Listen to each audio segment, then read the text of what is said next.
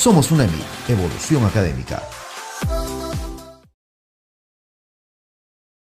Buenas noches, psicóloga. Nosotras estamos representando al grupo número 3 y vamos a explicar el tema teorías derivadas del paradigma.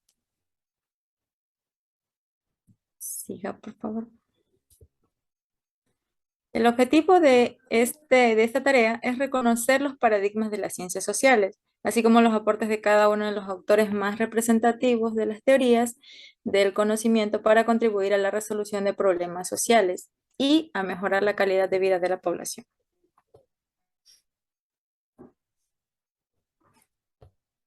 Primeramente vamos a explicar qué es el paradigma. Este fue introducido por Thomas Kuhn y se lo explica como una teoría de las realidades físicas y de las revoluciones científicas. Entre sus características principales se consideran ofrecer problemas y soluciones para modelos en la comunidad, en los cuales se involucra la ciencia, tener coherencia y contar con evidencias empíricas que plasman diversos tipos de formas de conocer y construir algo. Siga. Aquí tenemos el interaccionismo simbólico, el cual es una ideología estructurada por Plummer y se considera como el enfoque más influyente de las ciencias sociales, en especial para la psicología social. También se considera como una interesante propuesta para la comprensión del ser humano, entendiéndolo como parte activa y simbólica en una comunidad social. Como por ejemplo, podemos poner tomar té. Esta infusión puede ser utilizada para diferentes rituales y con diferentes símbolos. Y no significa lo mismo para una persona europea que para una persona japonesa. ¿Siga? Entre los principios de la teoría interaccionista podemos encontrar el concepto del yo, que este es una especie de lente que refleja la vida social. También tenemos los tres tipos de objetos, como es el objeto físico, por ejemplo, una mesa, el objeto social, podemos poner como ejemplo un amigo, y el objeto abstracto, que este se refiere a las ideas y pensamientos de las personas. También podemos mencionar a las personas que se aprenden el significado de los objetos, así como también las que aprenden los símbolos en la interacción.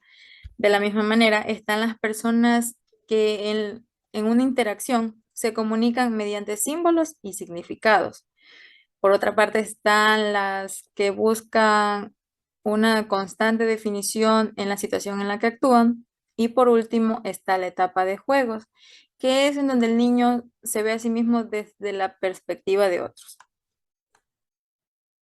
Estas investigaciones de tipo social se caracterizan por tener una realidad empírica. También por la especificación en los problemas de estudio y por no requerir de un diseño de investigación completamente definido. Es decir, el investigador debe estar atento qué hay detrás de las primeras y segundas apariencias. Asimismo, otra característica es interpretar la vida y las creencias de las personas. Y por último, una captación de la cultura de un grupo, los significados y los símbolos. La etnometodología. Esta se considera como una perspectiva sociológica que investiga los métodos que utilizan los individuos para dar sentido a sus acciones. Es decir, tomar decisiones o razonar, como por ejemplo, yo decido dónde voy a sentarme, hacia dónde voy a caminar, y de la misma manera yo puedo razonar qué voy a hacer después o respecto a alguna decisión que voy a tomar. También se basa en dos postulados. Uno de ellos es que no existe una separación entre la ciencia social y el sentido común. Y también en la idea de que las personas actúan de forma activa y propositiva.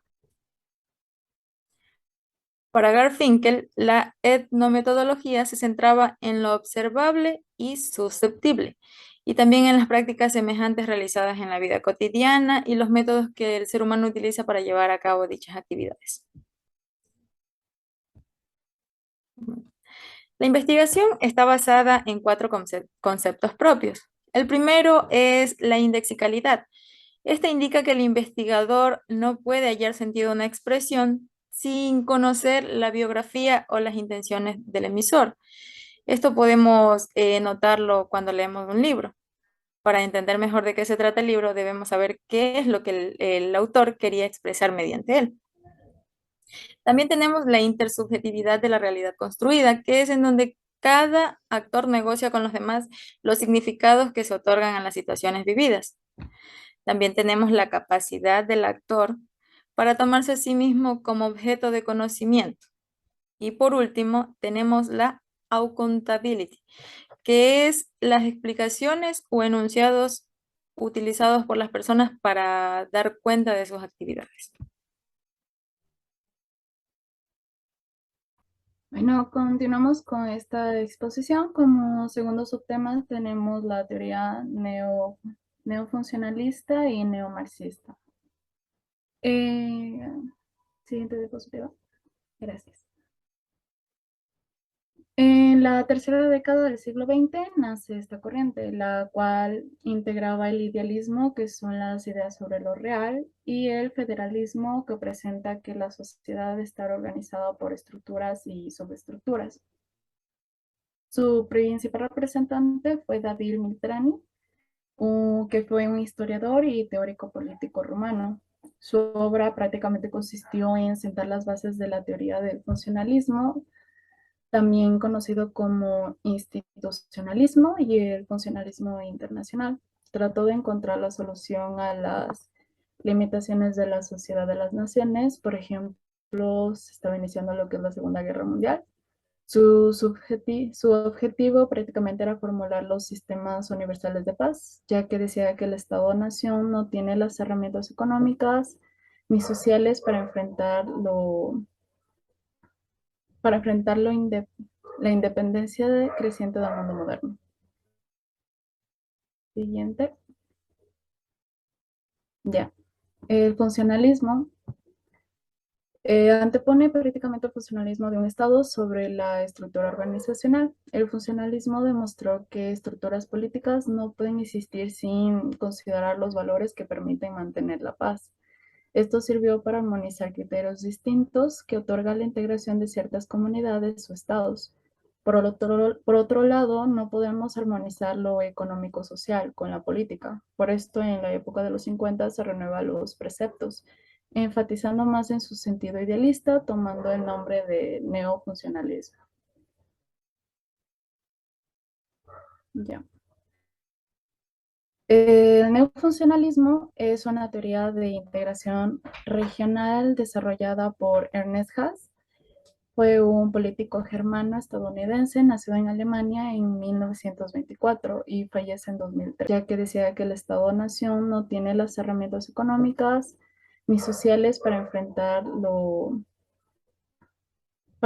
la independencia creciente del mundo moderno. Siguiente. Ya. El funcionalismo antepone prácticamente el funcionalismo de un Estado sobre la estructura organizacional. El funcionalismo demostró que estructuras políticas no pueden existir sin considerar los valores que permiten mantener la paz. Esto sirvió para armonizar criterios distintos que otorgan la integración de ciertas comunidades o estados. Por otro lado, no podemos armonizar lo económico-social con la política. Por esto, en la época de los 50 se renuevan los preceptos, enfatizando más en su sentido idealista, tomando el nombre de neofuncionalismo. Ya. El neofuncionalismo es una teoría de integración regional desarrollada por Ernest Haas. Fue un político germano-estadounidense, nacido en Alemania en 1924 y fallece en 2003. Fue una autoridad líder en la teoría de las relaciones internacionales. Fue el fundador del neofuncionalismo. El neofuncionalismo prácticamente, al igual que el funcionalismo, está basado en el bienestar del Estado. Esto requiere del control económico y tecnológico. Haas fue miembro de la Academia Estadounidense de Artes y Ciencias y actuó como consultor de muchas organizaciones nacionales e internacionales. Los principios del neofuncionalismo manifiestan que la integración de las diferentes instituciones y el Estado depende de la voluntad de los actores políticos. En los comienzos de la integración europea, los neofuncionalistas introdujeron la idea de que el ser humano no obraba siempre por razones altruistas, es decir, que la eficiencia de las integraciones mayormente dependería del grado esperado de los beneficios que de los propósitos que éste pudiera tener, por lo que la integración se orientó primero hacia las formas de integración económica en lugar de integración tanto política o social, ya que antes del altruismo comunitario estaban los beneficios de los mercados abiertos al comercio. Ahora sí, siguiente.